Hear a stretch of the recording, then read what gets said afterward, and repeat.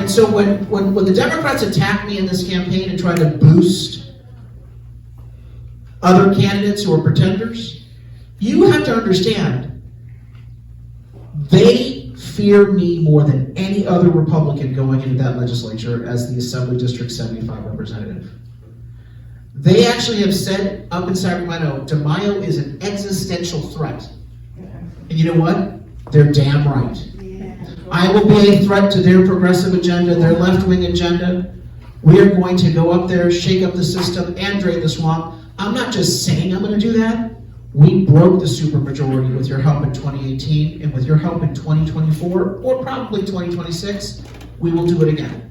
When you break that supermajority, we're back at the table, we have leverage.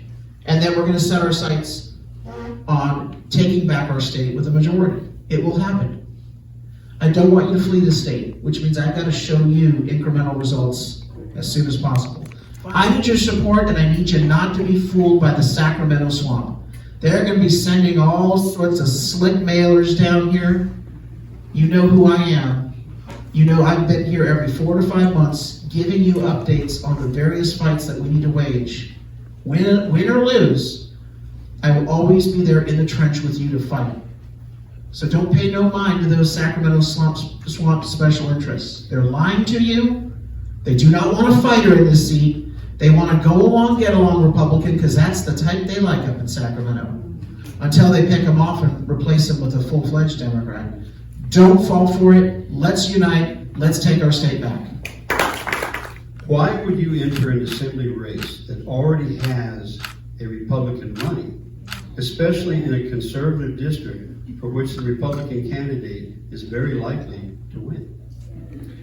That's a good question. I did not have running for this seat on my bingo card. I started thinking about this, even possibly running for anything, actually, when Rick Grinnell called me in late October and said, there's a number of people that want to sit down with you and talk about the Reform California movement. Can you put something on your schedule? I said, absolutely. And I sat down and they said, Kevin McCarthy has been removed as Speaker. He's not going to run for re-election. And so in California, he was always in charge of the California Republican Party, McCarthy was. Frustrated the hell out of me. Because all the things that we were trying to do, we'd always be told no, or that the state party wouldn't help us. And I know where that was coming from.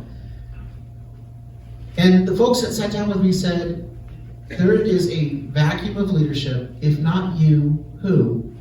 If not now, when? That was late October, and I had to spend a couple weeks mulling it over because I was reluctant to do it. Over Thanksgiving, I finally said, that's it. If I don't do this now, and it was because I was seeing failure after failure after failure happening in Sacramento. And I saw what's going on throughout the state. I heard that the local party here in San Diego broke. No money, they didn't even have money for payroll. I got a call about, hey, can you help bail out the local party? And I said, God, if I don't do this now, I'm going to be packing a U-Haul truck in 10 years or sooner. And I'm not willing to do that. I've got to make this stand. I've got to sacrifice. This is the worst job I've ever applied for, by the way. I will happily do it as a happy warrior. But let me tell you this. I think the question better is posed to the people who stayed in the race. When I announced I was running, I got a call from Jack Fernandez, who was not invited to this forum today. He's also running as a Republican. He said, Carl, I'm disappointed I won't be the assembly member, but you got my support. I'm on the ballot, but you've got my support. I'm not going to run a campaign aggressively against you. I said, man, I appreciate that. You should stay in the race and learn and meet people, because we need young, good candidates like you in the future. It was a wonderful, this guy, I want you to learn more about him. He's got a compelling story. He's great. I've actually had him at my campaign events in the past couple of weeks. I bring him up on stage. I say, I want you all to meet Jack Fernandez. Now, don't vote for him, but this guy's got a great future. I want you to learn more about him. Dan Bickford, did I not do that 3 weeks ago at Lakeside? There you are. I do it at all my events. The question is, why would another Republican file for the seat and remain in the seat and waste so much Republican money? I think that's a question you should ask that Republican. And I will give you the example and the analogy. Donald Trump, when he announced that he was running for the presidential nomination, He was absolutely going to be our nominee from the second he decided he wanted to be our nominee. There was no question in my mind. He had my support right out of the gate. I'm sure in most of your minds he had your support as well.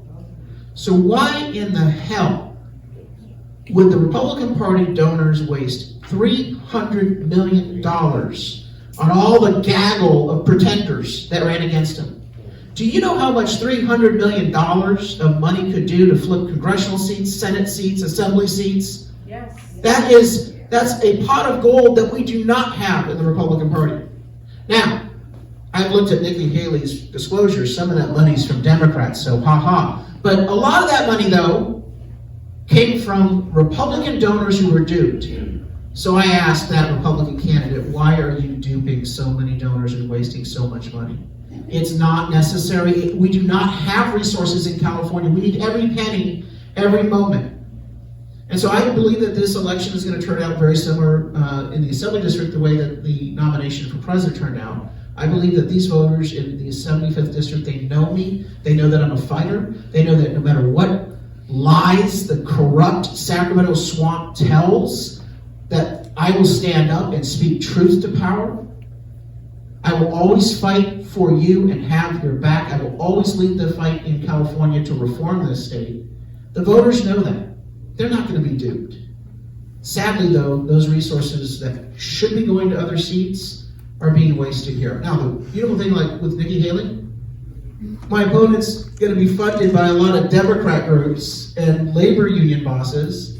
So that money, I was actually talking to a target seat Republican. He said, boy, I'm happy you're running. I'm like, well, why? He said, the Democrats and the labor unions are going to tear some money away from me and spend money to promote your opponent. I said, well, you know what? If it takes a little heat off your back, that's all well and good. I'm just telling you all this because you understand we have a uniparty. The Sacramento swamp is going to try to manipulate in this race. Don't let them. Trust your gut. Demand better. And so my question would be, why in the hell would a 5% candidate stay in the race and waste so much of our money? Thank you so much. Tell me your impression of his characterization of you as a tool of the Democrats and labor. She's running for Superior Court. I don't know what he's talking about. Conservative. Please welcome. Carl has a problem with the Valerie truth. Summers. Yeah. No relation. Have you heard that charge before that you're being manipulated by Democrats? Never heard that, and my track record certainly wouldn't be make me look like someone they'd want to recruit. It's called Carl creating stories that aren't true.